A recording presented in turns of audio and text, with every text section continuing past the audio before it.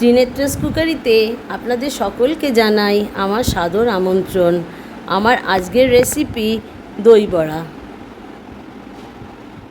দই বড়া বানানোর জন্যে এখানে প্রথমে 1 কাপ মুগ ডাল নিয়ে নিলাম, আর তার সাথে ঠিক সমপরিমাণ 1 কাপ কড়াইয়ের ডাল নিয়ে নিলাম।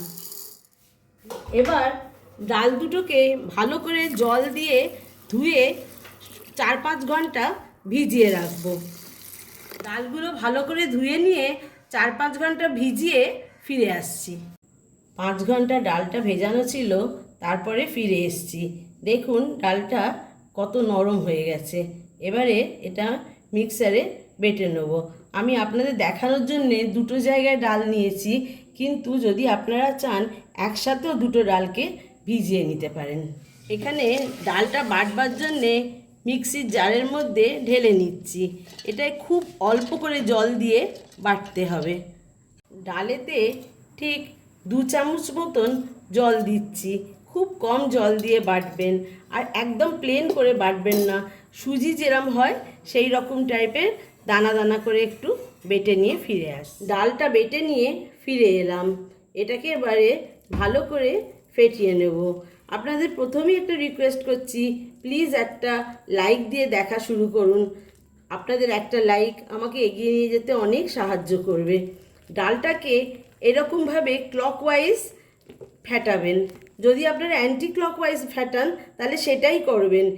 একবার ক্লক একবার অ্যান্টি ক্লক এরকম করে ফেটাবেন না, তাহলে বড়াগুলো সফট হবে না। একভাবে ভালো করে ফেটিয়ে নিতে হবে। ভালো করে ডালটা ফেটিয়ে ফিরে আসছি। ডালটাকে প্রায় 5-6 মিনিট ধরে, কি তারও একটু বেশি আমি ফেটিয়ে নিয়েছি। দেখুন কত হালকা হয়ে গেছে আর ডালটা ফুলে উঠেছে। এবার ঠিক ফেটানো হয়েছে কি না চেক করবার জন্যে একটা বাটিতে আমি একটু জল নিয়েছি, তাতে একটুখানি ডাল বাটা দিয়ে দিলাম। দেখুন এটা ভাসছে। ভাসা মানে ডালটা ভালো ফেটানো হয়ে গেছে। এটা যদি ডুবে যেত তাহলে বুঝবেন ডালটা ভালো ফেটানো হয়নি। এটা ভালো ফেটানো হয়ে গেছে।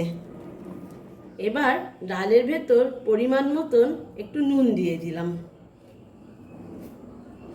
তারপরে একটু খুব মিহি করে কুচিয়ে আদা দিলাম। আমি যেভাবে করছি করে দেখবেন, খেতে খুব সুস্বাদু হয়। এবার একটু কাঁচা লঙ্কা দিলাম, কাঁচা লঙ্কা কুচি, এটা আপনাদের স্বাদ অনুযায়ী দেবেন। আর একটু দিলাম ধনে পাতা কুচি। এবার হালকা হাতে সবটা মিক্স করে নিচ্ছি। জলেতে একটু হাতটা ডুবিয়ে নেব, নিয়ে খুব ছোট ছোট করে বড়া বানিয়ে তেলের মধ্যে ছাড়ব। আমি ছোট ছোট করে বড়া বানাচ্ছি, আপনারা যদি চান তাহলে আর একটু বড় করতে পারেন। এগুলো পরে একটু ফুলে বড় হয়ে যাবে, সেই জন্যেই আমি এগুলোকে ছোট ছোট করে দিচ্ছি। যারা আমার চ্যানেলটিকে সাবস্ক্রাইব করেছেন আমার পুরনো বন্ধুদের অনেক অনেক ধন্যবাদ। যারা আমার চ্যানেলে আজকে নতুন, একটু আমার পুরো ভিডিওটি দেখে আমার চ্যানেলটিকে একটু সাবস্ক্রাইব করে দেবেন। আমার চ্যানেলটি এগিয়ে নিয়ে যেতে একটু সাহায্য করবেন।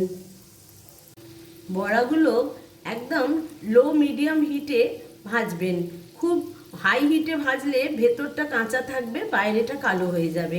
আর একটু গোল্ডেন কালার করে ভাজবেন, দেখবেন খেতে খুব ভালো লাগে। বড়াগুলো এইভাবে গোল্ডেন করে ভেজে তুলে নিচ্ছি।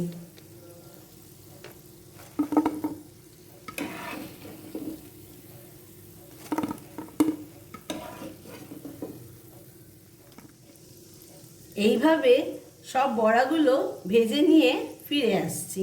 বড়াটা ভাজা হয়ে গেছে। এবার একটা বোলের ভেতরে একটু গরম জল নিয়েছি, হালকা গরম, খুব গরম নয়, হালকা গরম জলে একটু হিং দিয়ে দিচ্ছি,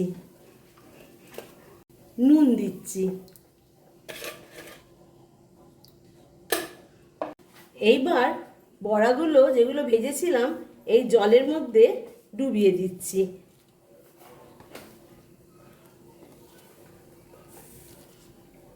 যতগুলো বড়া আপনারা সার্ভ করবেন ঠিক ততগুলো বড়াই জলে ডোবাবেন। বাকি যে বড়াগুলো থাকবে একটা এয়ারটাইট কন্টেনারে পুরে যদি ফ্রিজারে রেখে দেন তাহলে অন্তত দিন 15 আপনারা ইউজ করতে পারবেন।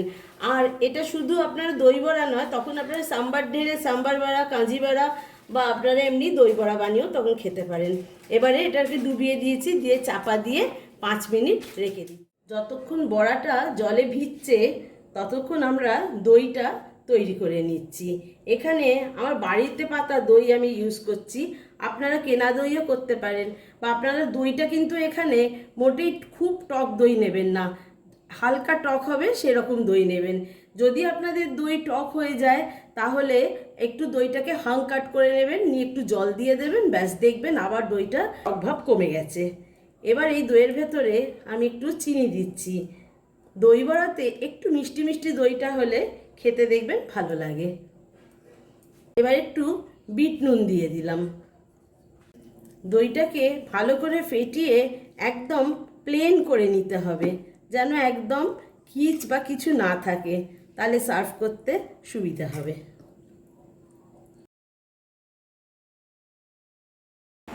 15 মিনিট বড়াগুলো ভিজিয়ে ফিরে এলাম। এটা আমি 5 মিনিট নয় 15 মিনিট ভিজিয়ে রেখেছিলাম। দেখুন কি সুন্দর, কত ছোট ছোট নিয়েছিলাম আর কত বড় বড় হয়ে গেছে। এবার আমি হাত দিয়ে একটু প্রেস করে এর জলটাকে ফেলে দেবো, দিয়ে প্লেটের ওপর রাখবো। দেখুন নরম, খুব বেশি আবার চিপলেও না জিনিসটা গলে যাবে, একদম এত নরম। আমি আপনাদের যে রেসিপিটা দিলাম এটা একদম অথেন্টিক রেসিপি। আমি অনেক দিন কলকাতার বাইরে রাজস্থানে ছিলাম হাজব্যান্ডের কর্মসূত্রে, তো সেইখান থেকে আমি একদম আমার যে লোকাল ফ্রেন্ডসরা ছিল তাদের কাছ থেকে আমি এই রেসিপিটা শিখেছি।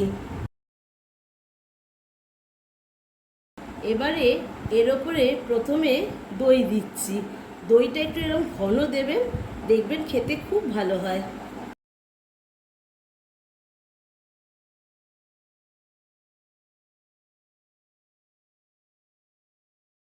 এবার এর ওপরে রেড চাটনিটা দিচ্ছি, এটা খাট্টা মিঠা চাটনি।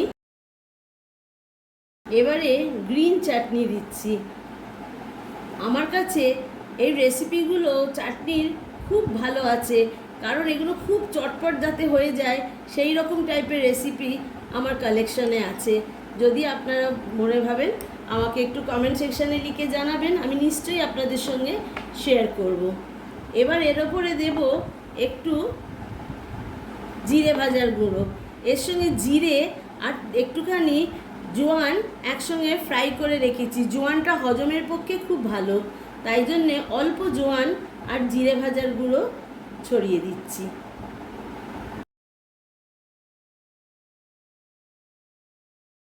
এবারেতে একটু বিট নুন দিচ্ছি,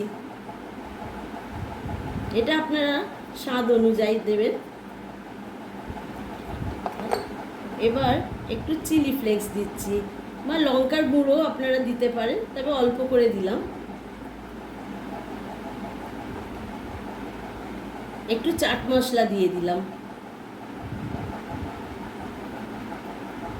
আর লাস্টে একটু ওপর থেকে অল্প করে ঝুরি ভাজা ছড়িয়ে দিচ্ছি।